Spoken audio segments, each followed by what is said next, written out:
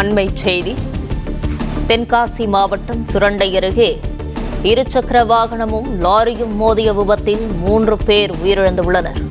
இதுகுறித்தான கூடுதல் விவரங்களோடு இணைந்திருக்கிறார் செய்தியாளர் இசக்கிராஜா. இசக்கிராஜா, வணக்கம். இந்த விபத்து குறித்தான முழு விவரங்களையும் பதிவு செய்யலாம்.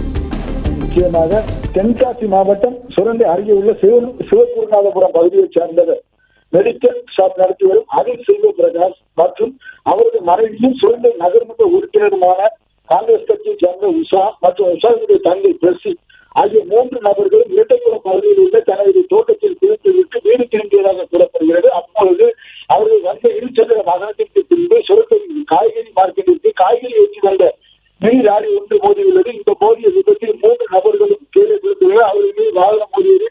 3 நபர்கள் சம்பவ இடத்திலேயே பரிதாபமாக பலியாகினர். இது குறித்து தகவல் அறிந்து அந்த பகுதியைச் சேர்ந்தவர்கள் உடனடியாக விரைந்து வந்து அவர்களை காப்பாற்ற முயற்சியில் ஈடுபட்டனர். ஆனால் 3 நபர்கள் சம்பவத்தில் பலியானதை தொடர்ந்து சுரண்டை காவல்துறையினர் சம்பவ இடத்திற்கு விரைந்து சென்று விசாரணை மேற்கொண்டு வருகின்றனர். மேலும் அவரது உறவினர்கள் அனைவரும் அந்த இடத்தில் கூடி கதறி அழும் காட்சி கண்ணீர் வருவதாக உள்ளது. தொடர்ந்து இந்த சம்பவம் குறித்து சுரண்டை போலீசார் விசாரணை மேற்கொண்டு வருகின்றனர்.